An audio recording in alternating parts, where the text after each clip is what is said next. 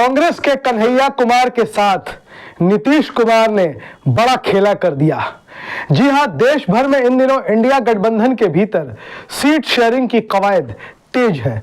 India गठबंधन के तमाम दूसरे छोटे और क्षेत्रीय दल कांग्रेस के साथ मिल बैठकर सीट शेयरिंग के मसले पर चर्चा कर रहे हैं। खबरें लगातार आ रही हैं कि कांग्रेस और आम आदमी पार्टी के नेताओं के बीच सीट शेयरिंग की चर्चा चल रही है।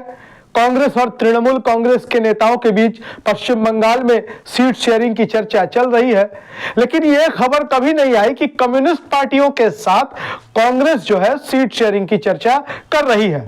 दरअसल कांग्रेस और कम्युनिस्टों का रिश्ता बड़ा अजीब है। अगर आप केरल की राजनीति पर गौर करें तो केरल में कम्युनिस्ट पार्टी की सरकार है और वहां कांग्रेस विपक्ष में बैठी हुई है। वहां आमने सामने की लड़ाई खुद जो है केरल में कम्युनिस्ट पार्टी और कांग्रेस के बीच है।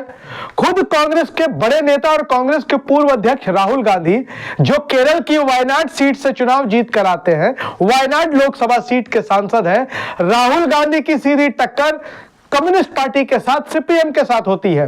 पर पश्चिम बंगाल में अगर आप चले जाएं तो वहां तृणमूल कांग्रेस के सामने कांग्रेस और लेफ्ट एक मोर्चा बनाकर खड़े हैं। 2021 में बंगाल में जब विधानसभा के चुनाव हुए तो लेफ्ट और कांग्रेस का गठबंधन तृणमूल कांग्रेस और भारतीय जनता पार्टी दोनों को चुनौती दे रहा था।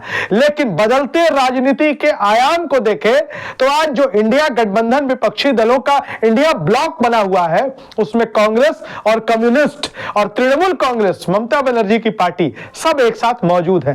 खैर, हम बात करेंगे कि कैसे नीतीश कुमार ने कांग्रेस पार्टी के साथ बड़ा खेल कर दिया है। जेएनयू छात्र संघ के पूर्व अध्यक्ष कन्हैया कुमार बड़े चर्चित छात्र नेता रहे और छात्र नेता रहने के बाद, छात्र राजनीति के बाद वो मुख्य धारा की मेन स्ट्रीम पॉलिटिक्स में चले आए और मुख्य धारा की राजनीति में आने के बाद सीपीआई ने कन्हैया कुमार को बिहार की बेगूसराय लोकसभा सीट से उम्मीदवार बनाया और कन्हैया कुमार के सामने थे नरेंद्र मोदी सरकार के मंत्री, फायर ब्रांड हिंदुत्ववादी नेता गिरिराज सिंह। कन्हैया कुमार चुनाव हार जाते हैं और चुनाव हारने के बाद कन्हैया कुमार की उनकी पार्टी के नेताओं के साथ, वरिष्ठ नेताओं के साथ बनती नहीं है, रिश्ते सहज नहीं रह पाते हैं और कन्हैया कुमार की पहले से नजदीकी राहुल गांधी से थी, लिहाजा वो कांग्रेस पार्टी में चले आते हैं। इस बार भी इस बात के कयास लगाए जा रहे थे कि कन्हैया कुमार इस बार भी बेगूसराय से चुनाव लड़ सकते हैं, क्योंकि बेगूसराय कन्हैया का पैतृक इलाका है। कन्हैया कुमार बिहार की बेगूसराय सीट से ही आते हैं।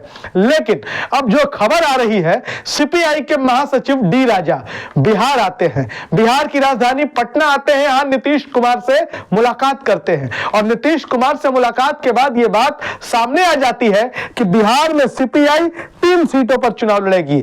बेगूसराय सीट, मधुबनी सीट और बांका सीट, ये तीनों लोकसभा की सीटें हैं जिन पर सीपीआई ने दावा किया है और कहा यह भी जा रहा है कि सीपीआई के लिए ये दोनों सीट, बता दे आपको कि 3 सीटों की बात है, लेकिन 2 सीट अगर बांका छोड़ दे तो मधुबनी और दूसरा सीट है बेगूसराय, यह सीपीआई के लिए फाइनल हो गई है। नीतीश कुमार ने मुहर लगा दी है। अब बड़ी दिलचस्प बात है कि चाहे आम आदमी पार्टी हो, शरद पवार की पार्टी एनसीपी हो, अखिलेश यादव की पार्टी समाजवादी पार्टी हो, सबके साथ कांग्रेस की सीट शेयरिंग दिल्ली में हो रही है।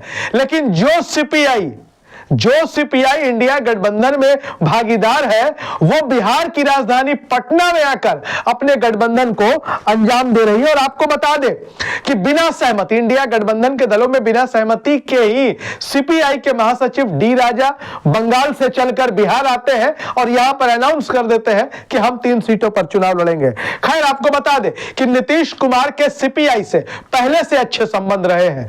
सीपीआई की रैली में जाकर कहीं नीतीश कुमार ने कांग्रेस पर तंज कसा था, जिसे मीडिया के लोग कहते हैं कि निशाना साधा था। नीतीश कुमार ने सीपीआई की रैली के जरिए कहा था कि कांग्रेस पार्टी को जितना एक्टिव होना चाहिए था इंडिया ब्लॉक को लेकर, इंडिया गठबंधन को लेकर, उतनी होती हुई वो नजर नहीं आ रही है।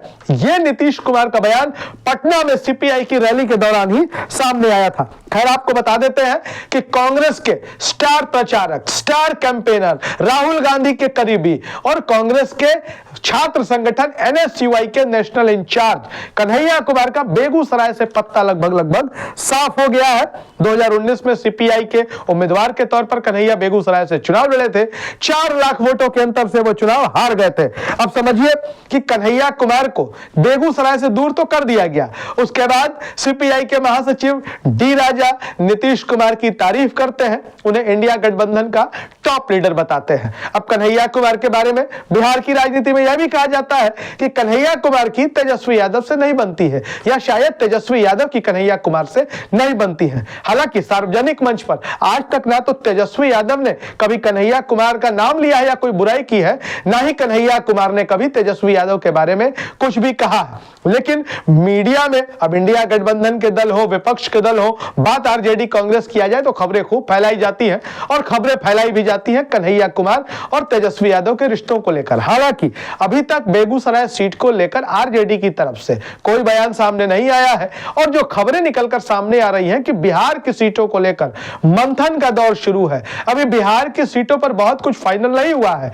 यह कहा जा रहा है कि 16-16 सीटें जेडीयू और आरजेडी लड़ेगी और बाकी की 8 सीट कांग्रेस और लेफ्ट पार्टियों को दे दी जाएगी। अभी तक की यही खबर है, लेकिन जिस तरीके से सीपीआई के हवाले से खबर निकलकर सामने आ रही है कि सीपीआई मधुबनी, बांका और बेगूसराय लोकसभा सीटों पर चुनाव लड़ सकती है, और अगर ऐसा होता है तो कांग्रेस के स्टार प्रचारक, कांग्रेस के नेता कन्हैया कुमार का पत्ता साफ हो चुका है। यह खबर तय है, यह खबर पक्की है। हालांकि खबरें यह भी चलती रही कि कन्हैया कुमार दिल्ली की किसी लोकसभा सीट से भी चुनाव लड़ सकते हैं, लेकिन उसके बाद कोई इस खबर में बहुत डेवलपमेंट देखने को नहीं मिली। कन्हैया कुमार फिलहाल कांग्रेस पार्टी के लिए काम कर रहे हैं, कांग्रेस पार्टी के लिए प्रचार कर रहे हैं, कांग्रेस की छात्र संगठन एनएसयूआई के राष्ट्रीय प्रभारी हैं। बाकी क्या निकल कर आता है देखना बड़ा दिलचस्प होगा इंडिया गठबंधन के पिटारे से। आप कन्हैया कुमार की राजनीति के बारे में क्या सोचते हैं? क्या कन्हैया कुमार को बिहार की बेगूसराय या किसी भी लोकसभा सीट से चुनाव लड़ना चाहिए? अपनी राय कमेंट बॉक्स में जरूर लिखिए। वीडियो अच्छा लगे तो शेयर करिए। धन्यवाद।